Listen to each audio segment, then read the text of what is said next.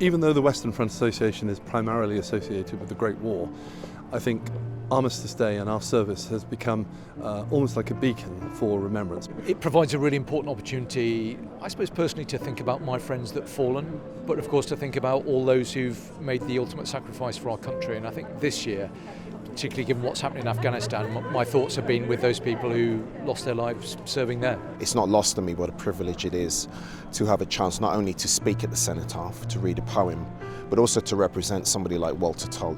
Knowing about Walter could have changed my life if I discovered him as a schoolboy. Nick is an inspiration. I was aware for a number of years of his interest in Walter Tull. It's wonderful to see children here and getting the schools involved and teaching them about what remembrance means. And that is how we sort of pass that baton on to that new generation, ensuring that they feel part of remembrance and that they have an active part in that remembrance going forward.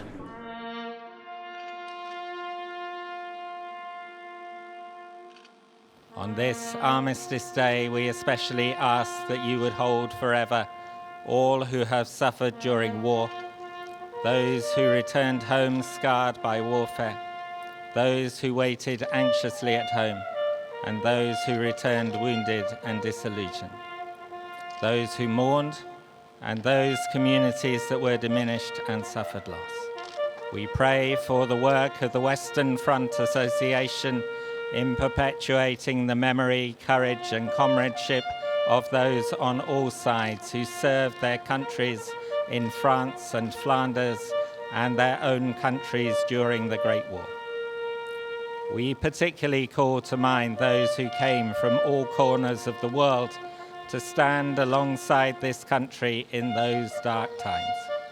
For all members of the armed forces who are in danger this day, remembering family, friends, and all who pray for their safe return. My name is Nicholas Bailey. In 2008, it was my privilege to present the documentary Walter Tull, Forgotten Hero, the story of a true black British military and sporting pioneer and leader. But today, I am so very grateful to the Western Front Association for giving me the opportunity to be here at the Cenotaph to commemorate Walter for his exceptional service and sacrifice, and all the men and women of all races and of that generation who perished or whose lives were forever changed by the Great War. In Flanders Fields, the poppies blow between the crosses, row on row that mark our place. And in the sky, the larks, still bravely singing, fly, scarce heard amid the guns below. We are the dead. Short days ago, we lived, felt dawn, saw sunset glow, loved and were loved, and now we lie in Flanders Fields. Take up our quarrel with the foe. To you from failing hands we throw the torch. Be yours to hold it high. If ye break faith with us who die, we shall not sleep, though poppies grow in Flanders Fields.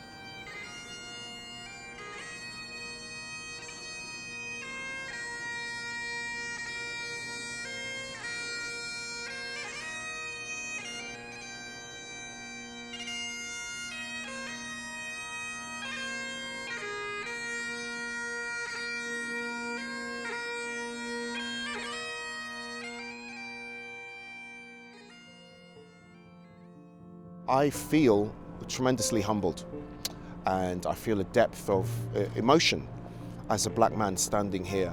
I don't know if Walter could have ever imagined that his name would be spoken here in this important place. My grandfather, I know, would be very moved. Like so many families, we know in the family that hearing of Walter's death was a terrible, terrible moment for my grandfather. So, you know, he would be delighted that Walter is being remembered in this way. I think the kind of person Walter was, he might, I suppose he would feel honoured, but I imagine he would also be thinking about the many comrades who gave up their lives as he did. The Western Front do very valuable work, and that's why I wanted to be here to support them today. Of course, we're recalling events that were quite a long time ago by any metric, but I think we must make sure that we always remember those who lost their lives during the First World War, and I think the Western Front Association do a very important job in doing that, and I'll always want to support them. They shall grow not old, as we that are left grow old. Age shall not weary them, nor the years condemn. At the going down of the sun, and in the morning, we will remember them. We will remember them.